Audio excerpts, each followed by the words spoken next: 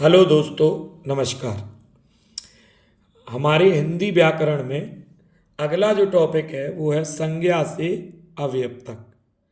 तो आइए देखते हैं संज्ञा से अवयव तक। तो उससे पहले हम आपको बताएंगे शब्द और पद में अंतर। शब्द और पद क्या होते हैं? जब शब्द स्वतंत्र रूप से प्रयुक्त होता है और वाक्य के बाहर होता है तो यह शब्द कहलाता है, किंतु जब शब्द वाक्य के अंग के रूप में प्रयुक्त होता है तो इसे पद कहते हैं। कहने का मतलब कि शब्द अगर स्वतंत्र रूप से लिखे हुए हैं, किसी वाक्य का हिस्सा नहीं है, तो वो शब्द शब्द कहलाते हैं। और अगर वह शब्द वाक्य के अंदर लिखे हुए हैं तो सारे शब्द वाक्य के पद कहलाएंगे। कहने का मतलब यह है कि शब्द के स्थान का महत्व है। शब्द अगर स्वतंत्र रूप से है तो वो पद है, और शब्द अगर वाक्य के अंदर है तो वो पद है। समझ गए दोस्तों? शब्द अगर वाक्य से बाहर है तो वो शब्द कहलाएगा, और अगर कोई और जो शब्द वाक्य के अंदर प्रयोग हो रहे हैं वो सारे शब्द पद कहलाएंगे। आइए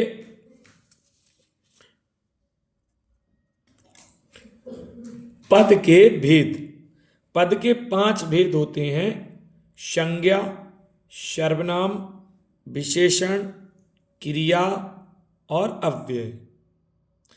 संज्ञा के 2 भेद हैं, सर्वनाम के 6, विशेषण के 4, क्रिया के 2 और अव्यय के 4। तो हम पहले देखते हैं संज्ञा। संज्ञा के 2 भेद। देखिए, संज्ञा के 2 भेद। तो संज्ञा का पहला भेद है व्युत्पत्ति के आधार पर संज्ञा, और दूसरा है अर्थ के आधार पर संज्ञा। तो व्युत्पत्ति के आधार पर संज्ञा के 3 भेद हैं: रूढ़, यौगिक और योग रूढ़। जो हमने आपको पिछली वीडियो में शब्दों के भेद पढ़ाए थे, उसमें रूढ़, यौगिक और योग रूढ़ के बारे में विस्तार से हमने चर्चा की थी। संक्षेप में आज भी हम बात कर लेते हैं। रूढ़ वो शब्द होते हैं जिनके खंड करने पर कोई अर्थ नहीं होता और मिला देने पर एक विशेष अर्थ बन जाता है। दूसरा है यौगिक।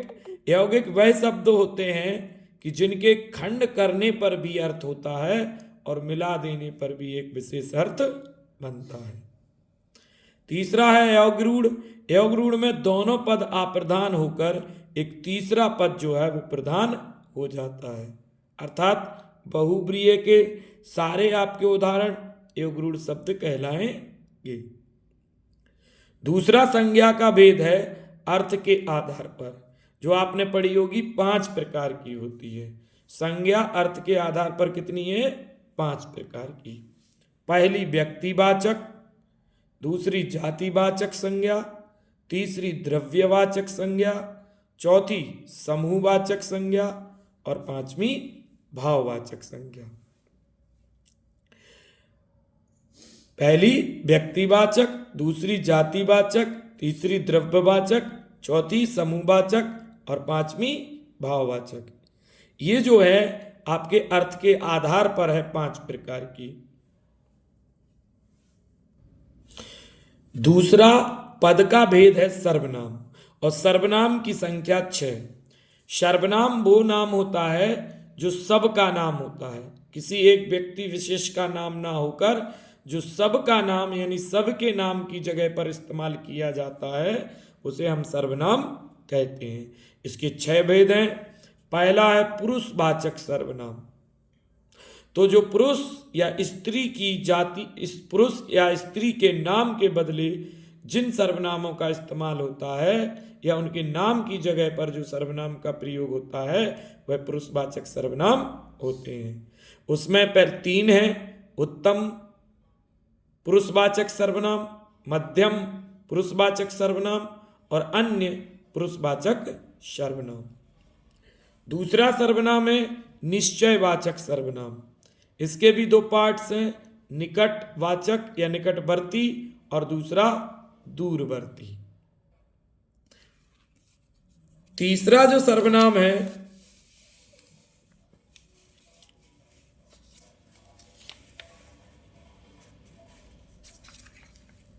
वो है अनिश्चयवाचक सर्वनाम। इसके भी दो हिस्से हैं, प्राणी बोधक और वस्तु बोधक। चौथा सर्वनाम है संबंधवाचक सर्वनाम। तो इसमें एक शब्द को दूसरे शब्द से जोड़ने के लिए जो शब्द प्रयोग होते हैं वो संबंधवाचक सर्वनाम में आते हैं। जैसे जो सो, जैसा वैसा, जिधर उधर, जितना उतना इत्यादि, ये सारे संबंधवाचक सर्वनाम हैं। पांचवा है प्रश्नवाचक सर्वनाम। जहां पर प्रश्न की बात हो, क्वेश्चन मार्क की बात हो, वो प्रश्नवाचक सर्वनाम। इसके भी दो भाग हैं, प्राणी बोधक और वस्तु बोधक। और छठवां सर्वनाम है निजवाचक सर्वनाम, अर्थात जो स्वयं के लिए शब्दों का इस्तेमाल होता हो, यानी नाम के को छोड़कर अन्य स्थान पर जो स्वयं के लिए शब्द इस्तेमाल होते हैं वो आपके निजवाचक सर्वनाम कहलाते हैं। जैसे मैं अपना काम स्वयं कर लूंगा, तो मैं तो संज्ञा के स्थान पर प्रयोग हुआ, स्वयं जो है वो निजवाचक सर्वनाम होगा।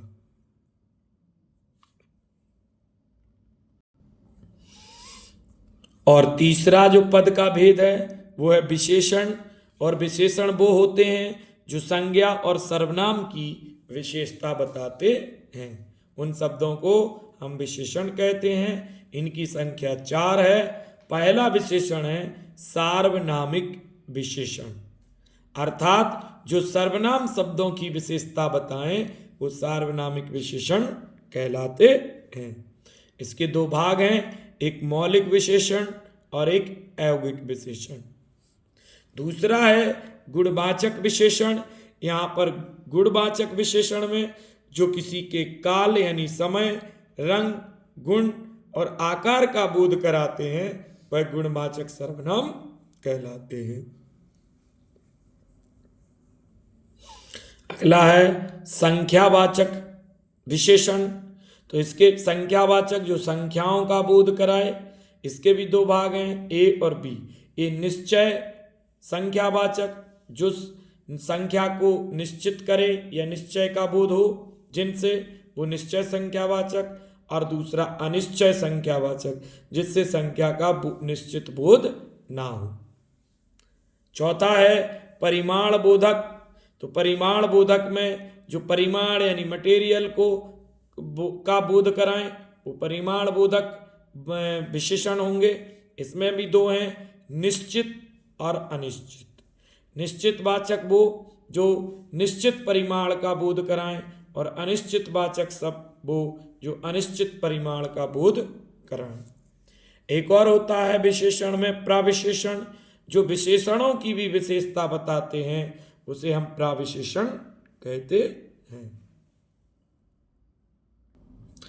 चौथा पद का भेद है क्रिया।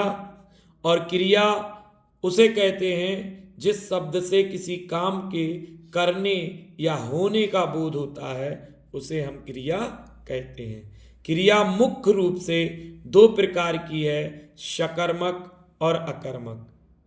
या हम ये कह सकते हैं कि कर्म के आधार पर क्रिया दो प्रकार की है, सकर्मक और अकर्मक। सकर्मक क्रिया वो जिसमें कर्म की आवश्यकता हो, अर्थात जिसमें कर्म का बोध हो रहा हो वो सकर्मक क्रिया, और जिसमें कर्म का बोध नहीं हो रहा हो वो अकर्मक क्रिया। या ऐसे कह सकें जिसके अंदर किसी काम का बोध होता हो वो सकर्मक, और जिसके अंदर काम का बोध ना होता हो वो अकर्मक क्रिया। और पांचवा जो आपका पद का भेद है उसका नाम है अव्यय।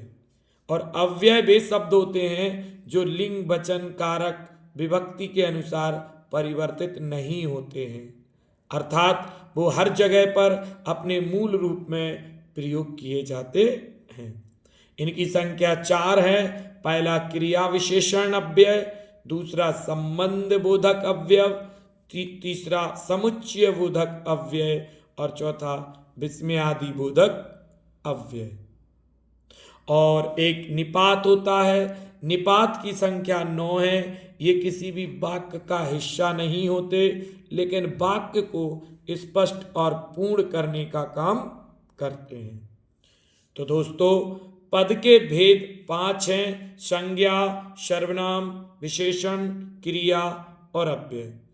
अब अगली वीडियो में हम इनको आपको विस्तार से एक एक वीडियो में आपको संज्ञा के बारे में, एक वीडियो में सर्वनाम, दूसरी में विशेषण, तीसरे में क्रिया और चौथी में अव्यय का बोध कराएंगे।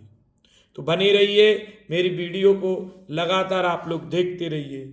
और दोस्तों, वीडियो पसंद आया हो तो वीडियो को लाइक करें, सब्सक्राइब करें, कमेंट करें और बेल आइकन जरूर दबाएं, जिससे नई वीडियो आपके पास तुरंत पहुंचे। और वीडियो को अधिक से अधिक शेयर जरूर करें।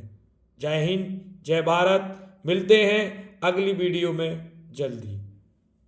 शुभ रात्रि।